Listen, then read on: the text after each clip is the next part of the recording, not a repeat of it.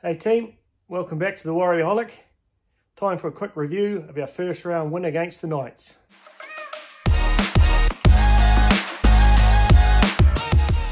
So, how good? In the preview I talked about all I really wanted was a win and the boys to play hard for 80 minutes. You know, apart from a couple of fundamental errors there, which led in 2 tries, how good. Absolutely stoked with the effort. It was amazing to be at the ground there. You know, 17,000 screaming Warriors fans. Awesome to catch up with some of the team from the Warriors Anonymous Facebook group and the podcast. Definitely check them out if you're on Facebook and looking for a bunch of good buggers to chat about the Warriors with. Definitely no dickhead rule there, so highly recommend that's the Warriors Anonymous. So let's look at the game. Pre-game, I was hyped. I was in Wellington by about 2 in the afternoon, soaking up the atmosphere. Got together with a good bunch of people before the game. Got there nice and early. Crowd started to build, and by the time we get to kick-off, I was absolutely pumped.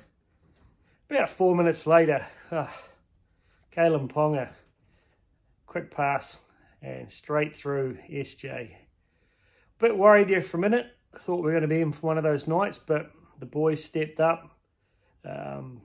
Took a wee while, but we finally got back on there, scored ourselves, then we went up. So overall, once we got our noses in front, I was pretty confident we could close it out. It didn't seem like the Knights had a huge amount going from them. And, you know, as class as Ponga can be at times, I don't think he was quite in the zone there at 6, so that kind of helped us out. But having a quick look at how our boys went, so Mitch Barnett and Adam Fanua-Blake definitely stood up against the Saifidi brothers. You know, seeing Mitch Barnett live, you really appreciate how much that guy does on defence. Man, he gets off that line and puts the pressure on them. So I think we've definitely got our starting prop combo there locked in. Egan, you know, some good breaks. Great try to come back on there. You know, like after taking that hit, I thought he was gone. So he was extremely solid. Definitely noticed when he went off, as good as Walker was. So yeah, good effort from him for me. Don't think we really got near quarter into the game as much as we could have on attack, but he was definitely beast mode on defence. Mate, I'm definitely a fanboy when it comes to Mr. Jackson Ford. That boy is huge in real life. I ran into him before the game. Monster. Amazing speed when you actually see him across the ground there when he got that break. Man, he's got the wheels. So as much as I love Curran, I think Ford could be in that starting role for a wee while now.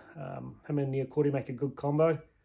Tohu, what an absolute beast, mate. Can't say any more about him.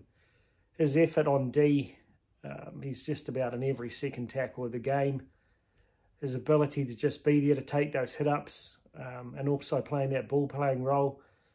Definitely one of the top 3 or 4 13s in the game for me. Johnson, so a lot of guys are bagging him. The wind was really tricky at the Cape Town last night. It was a northerly that was actually blowing back at ground level like a southerly coming out of the stands. But as soon as you got the ball up about halfway above the goal, halfway up the goal post, you hit the northerly and it was blowing back to you. So it was a really, it was a tricky night, but, no excuses. There were some pretty amateur kicks there. Goal kicking wasn't great, but what I did like, he took on that line. He ran hard, put guys through gaps, missed that tackle to let in the first try, but he did put his body on the line a few times there. So overall, I'm reasonably happy. Tamati Martin, I think Webby mentioned in his post-match interview that he was perhaps like missing a bit in his combinations there, having had a few days off with a baby, which you can't complain about. But overall, his effort was outstanding. For a little guy, man, he makes some big hits on D. Very energetic, but very calm. So, no issues there with him. Centres, so, Willie Army, I've mentioned him a few times in my my videos. A lot of guys, I didn't know him at all before he came. A lot of guys are sort of laughing and saying he'd be a New South Wales Cup centre, but I've got to say, I watched him live. I watched the replay. He doesn't shirk the effort. He runs hard.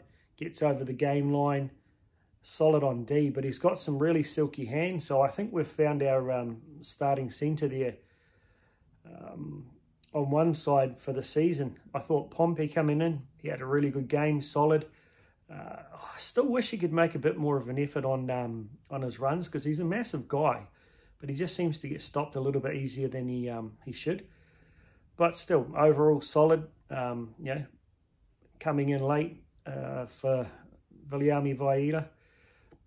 Didn't let anybody down. Took some really good high balls. Montoya didn't have his flashiest night. You know, no massive like line breaks or anything. But boy, that guy hits the line hard. He takes up those those hard meters off our line. But he smoked a couple of their guys on D. Such a solid player. Massive fan. Kossi, you know, a lot of guys were pretty much throwing the game away and throwing out the bloody toys when Dallin got ruled out, you know, claiming that Kossi was going to lose us a game. Mate, the boy stepped up, no mistakes. Very, very solid on D. Great under the high ball. You know, scores in the corner there. What more could you ask? I think there's great signs from him. He could be a really, really quality wing going forward, particularly with his size. So, happy with him. Chance, mate. First knock on, you think, oh my God, here we go. But he just brushed it off, stepped up, and absolutely just played out of his skin on both attack and D for the whole game. And just such an upgrade from Walsh for me. Just so reliable, full of energy, very mature, calming influence on the back line. So, you know, full marks for him as well. Dylan Walker, mate, that guy's got some wheels when you see him live. Very, very quick across the ground. Didn't shirk, you know, he was like taking some of those first hit-ups off kickoffs and the like, as if he was a prop, making great meters. So, really, really high-energy guy to have there at 14. It was kind of interesting. I think Curran played 20 minutes in total, but it literally felt like 5 or 10 minutes. You know, just didn't see a lot of him out there.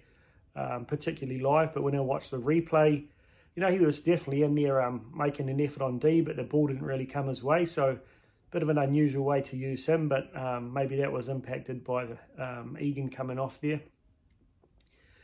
2 props, I thought Bunty had one of his better games for a while, actually. Some massive meters. He seems to be really making the post-contact meters this season, which is a bit of a bugbear for me. In the past, he would like hit the line with a hiss and roar, but he just gets stopped really quickly, but you know, showing some really, really positive signs for me there, that he can hold the middle when the big boys go off.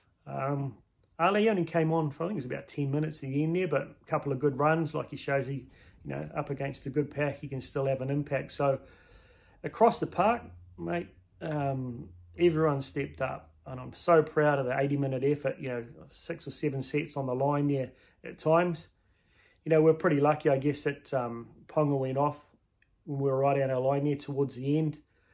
But, you know, if you look at the replay, the guy was clearly nailed in the head, so you can't sort of complain again to the refs about it. But, you know, he was sort of really coming to his own just at the end there, so it's starting to worry me a bit. But, you know, you can only play what's in front of you, and the boys did it. So, watching Webby and Tohu's post-game conference, geez, you can just see the pride in Webby's eyes. You know, he's so proud that you've got a lot to work on, but the resilience was there.